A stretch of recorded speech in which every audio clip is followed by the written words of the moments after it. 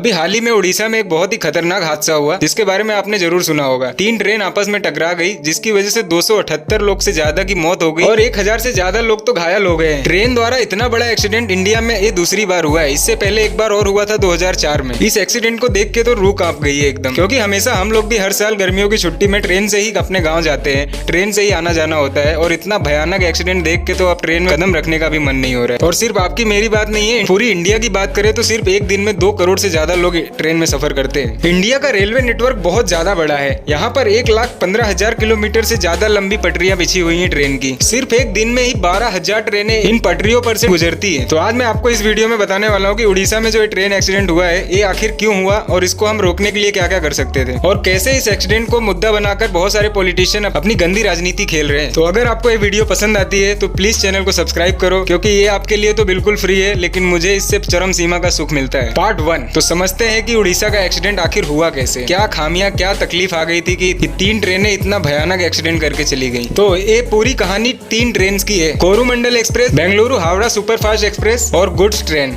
मतलब एक मालगाड़ी थी। 2 जून 2023 के दिन उड़ीसा के बालासोर में ये एक्सीडेंट हुआ था। तो ये एक्सीडेंट कैसे हुआ ये मैं आपको बताता हूँ। यहाँ पर 2 लाइनें थी, यहाँ एक अप लाइन एक डाउन लाइन। अप लाइन में कोरोमंडल एक्सप्रेस आ रही थी और डाउन लाइन से बेंगलुरु हावड़ा सुपरफास्ट एक्सप्रेस आ रही थी। वैसे कोरोमंडल एक्सप्रेस ट्रेन 128 किलोमीटर प्रति घंटे की स्पीड से आ रही थी। वैसे दोनों ट्रेन एक दूसरे को आराम से क्रॉस करके निकल सकते थे बिना किसी दिक्कत के, पर अचानक कोरोमंडल एक्सप्रेस ट्रेन की सटक गई और पता नहीं कैसे वह जिस पटरी पर से जा रही थी उस पटरी से उतरकर अप लूप लाइन में आ गई और वहां पर पहले से ही एक गुड्स ट्रेन मतलब एक मालगाड़ी खड़ी थी और उसी से वह टकरा गई, जिससे टकराने से पूरी की पूरी ट्रेन पटरी पर से उतर गई और इतना बड़ा हादसा हो गया। जब कोरोमंडल ट्रेन पटरी पर से उतर गई और उसके डब्बे यहाँ वहाँ बिखर गए, तब उसके बाजू में जो पटरी लाइन थी जिससे ट्रेन आ जा रही थी, कोरोमंडल ट्रेन के डब्बे उस ट्रेन से भी टकरा गए और वो ट्रेन भी पटरी पर से उतर गई। इसी के कारण इस एक्सीडेंट ने इतना भयानक स्वरूप ले लिया। अभी इस एक्सीडेंट से बहुत सारे सवाल खड़े होते हैं। सबसे पहला सवाल तो ये खड़ा होता है, क्या इस ट्रेन की स्पीड ज्यादा होने की वजह से टकराई? तो ऐसा बिल्कुल भी नहीं है, क्योंकि इसकी ट्रेन की मैक्सिमम स्पीड होनी चाहिए कोरोमंडल ट्रेन की 130 किलोमीटर प्रति घंटा, लेकिन इसके ड्राइवर ने इसकी स्पीड 128 किलोमीटर प्रति घंटा ही रखी, मतलब इसकी स्पीड तो लिमिट में ही थी। एक्सीडेंट के बाद कोरोमंडल ट्रेन का जो ड्राइवर था उसने बताया कि उसको ग्रीन सिग्नल भी मिल चुका था, इसके लिए उसने अपनी स्पीड बढ़ाई, इसके लिए उसको ग्रीन चिट भी मिल गई है और उसके ऊपर कोई भी कार्रवाई नहीं की जा रही है क्योंकि उसमें उसकी कोई गलती नहीं है। सवाल नंबर 2,